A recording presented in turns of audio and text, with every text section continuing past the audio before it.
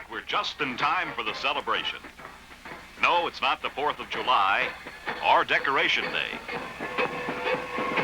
But for the city of St. Clair, Michigan, it's the biggest and best October 10th that ever happened in all its 200-year history. America's a great nation, but we need to know what made America a great nation. America is a great nation not because of what the government has done for the people, but because of what the people have done for themselves. That's the key to our story. What the people have done for themselves.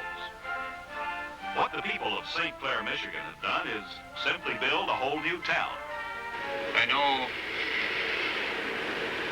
as I take a ride down the streets, and I've taken many rides down the streets, I often dreamed about what would happen to our community if we could, coming over the top of the hill into this city, what would happen to it if we could completely renovate it?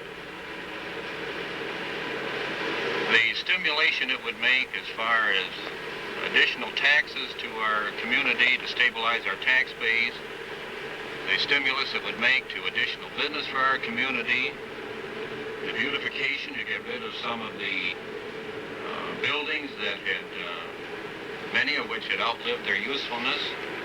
But there were a great many people who said, well, that's just an impossible dream.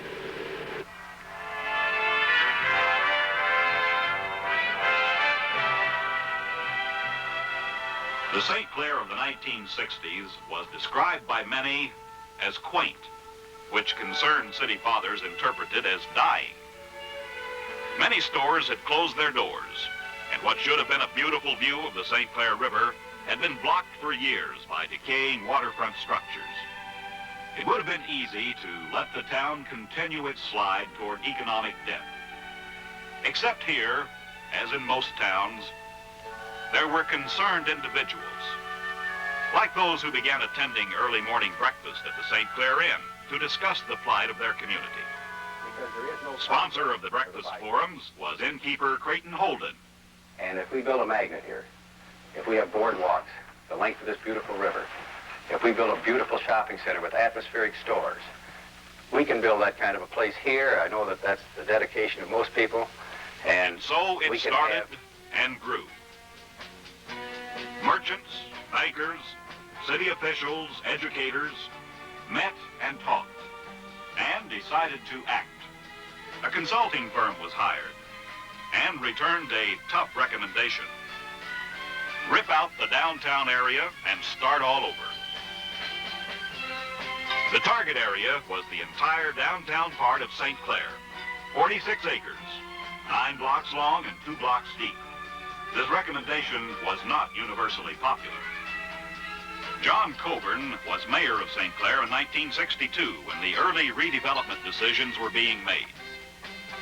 As far as we were concerned, Coburn said, it was all or nothing. In order to proceed with the urban renewal project, it's necessary that the council adopt a resolution approving the loan and grant contract. The clerk will read the resolution. Resolution approving and providing for making no little plans and financing those plans are not the same. What St. Clair did to narrow this gap between planning and providing has captured the attention of municipal leaders throughout the Midwest. June 20, 1966 was a major milepost in the St. Clair story. On that day, Mayor John B. Emig and the City Council approved the loan and grant contract from the federal government for urban renewal funds to start clearing the blighted downtown area. The resolution has passed 5-1.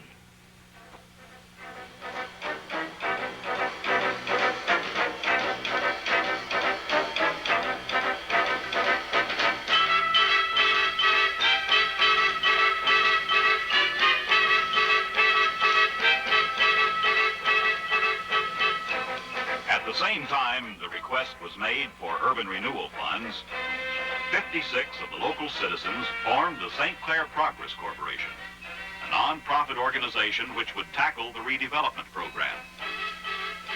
Each of the 56 citizens chipped in $100 as seed money. Additional funds came from industries, financial institutions, and local philanthropists. Two principal sources were the Mendelssohn Foundation and the Moore Investment Company, each of which made substantial long-term loans to the Progress Corporation. Richard Caruso was Urban Renewal Director for the project. He points out that the shopping center development is unusual because the merchants are purchasing their stores instead of renting space. Well, I mentioned some of the physical things. The intangibles are more important. The impact on people, the improvement of the environment, the effect on the spirit and the attitude of people. These are the more important things. All the problems encountered in making dreams come true aren't concerned with bricks and mortar. There were people involved too, and their homes. To provide housing for senior citizens who were displaced by the clearance required in the new downtown area, a 62-unit apartment complex was one of the first projects completed. This, together with a new 64-unit townhouse complex, eased the relocation problems of some 102 families and individuals. One memorable day, attorney Dick Weber made a presentation to the Progress Corporation. President, I want to present to this board the deed to this corporation from the city of St. Clair for the shopping center area. Oh, this is a banner day. Sure is. Sure is. Ray, could we have a report now on how construction is progressing and when the new stores will be moving into the center? Oh, yes, I can give you a pretty good rundown now, I think.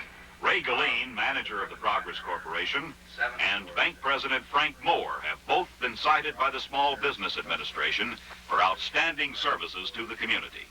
Collins Shoes, Shoe Store, Rude's Barber Shop, the IGA Market. That covers the ones that are operating.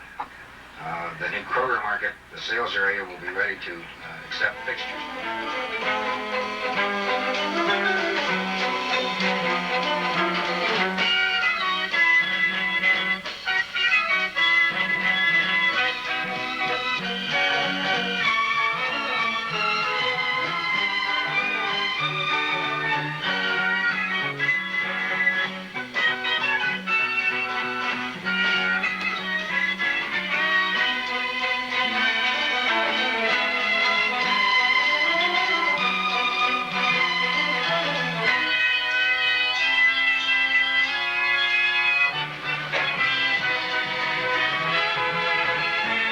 Today, 7 years after the original urban renewal application, 2 years of tearing down and rebuilding behind them, furniture store owner George Thompson and Ray Galeen sit down with attorney Charles Steger to tally up the credits and debits.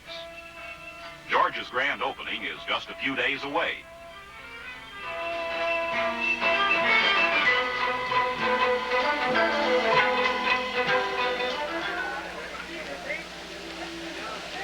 It's a gala night for Thompson and for St. Clair. There are many familiar faces here this evening as friends and well-wishers crowd in to see the first grand opening for the new Riverview Plaza Shopping Center. I think actually that the Small Business Administration, when they conceived this 502 loan program, so-called, had such a thing in mind. There aren't many other shopping centers like this in the country, and it's really a wonderful thing that we had a small part in this. I think that Mr. Moore with the bank and the St. Clair Progress Corporation and through you, Ray, it's been a cooperative effort all the way across the line. And as stores in the new plaza are completed and begin opening for business, President Frank Moore breaks ground for the new Commercial and Savings Bank.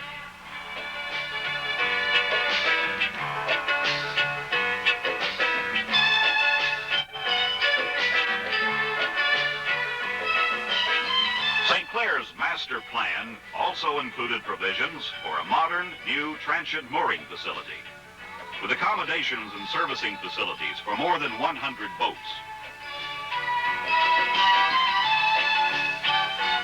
Located on historic Pine River, the new harbor is near the site of Fort Clair, established by the British in 1764, and only a short walk from the new Riverview Plaza.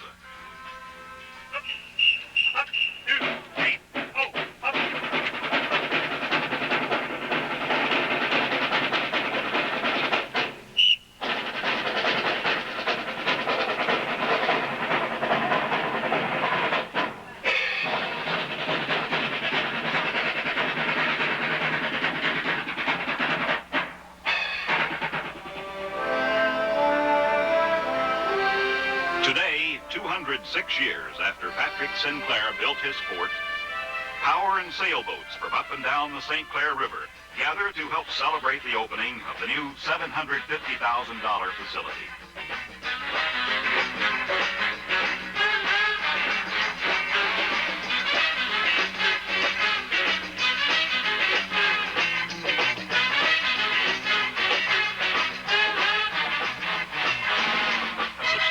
Personal contribution toward construction of the harbor came from businessman Bernie Kuhn. Charles Moore, chairman of the St. Clair Harbor Commission, is president of Diamond Crystal Salt Company, which donated much of the property for the new marina. In conclusion, I'd like to brag a little bit about our facility. I think it is one of the finest I've ever seen, and I visited many of the Michigan waterway-supported boat harbors all around the state. I think you people in St. Clair have a right to be proud, too. And from the comments I received from our visiting boaters, I'm sure they're happy to have this added port of call to include on their list of places to visit. In the crisp twilight of a fall evening, Dick Caruso meets now with landscape architects to discuss finishing touches for the new riverfront park and boardwalk, which will stretch from the inn along the entire front of St. Clair's reborn Midtown area.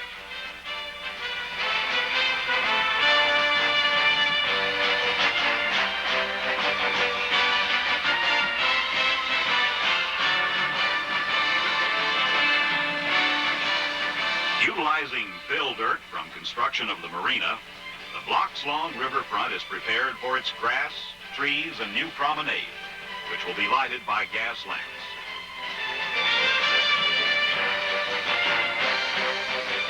Entering the third year of construction now, the tempo of new store openings increases steadily, as nearly all of the 31 merchants are ready for business.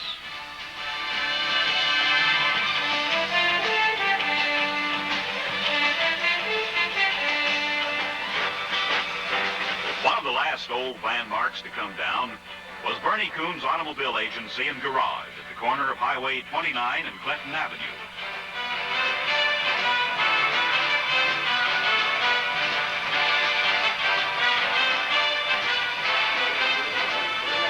The big question for weeks has been, when will we be ready? When can we invite state and national leaders to come and see what has been created? It's decided then, October 10th is the day for St. Clair's Impossible Dream Festival.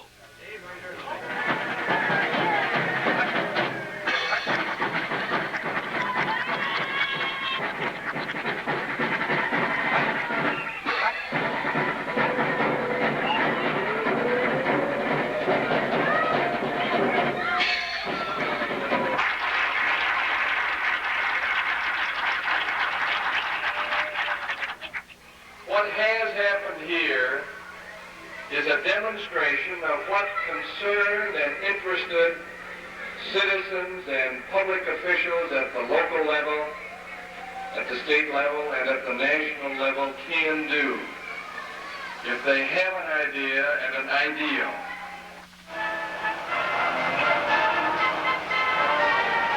The reason it clicked is because of the quality of the leadership here. It's dramatic demonstration of what can be done if there's a commitment, a determination that we'll allocate whatever the resource is that's required. What you have done, if it could just be put on television and put into every home in this country, would raise the sights for all of us. And for having done that, I join with others in congratulating you. Thank you for having me.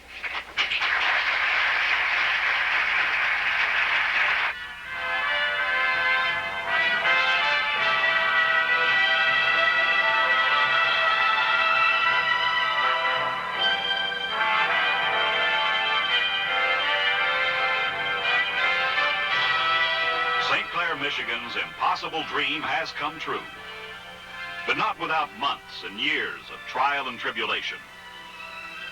Local historian Dorothy Mitz said it well. Through the years, with pride and industry and imaginative daring, and with faith in the future, St. Clair has managed to keep her charming entity.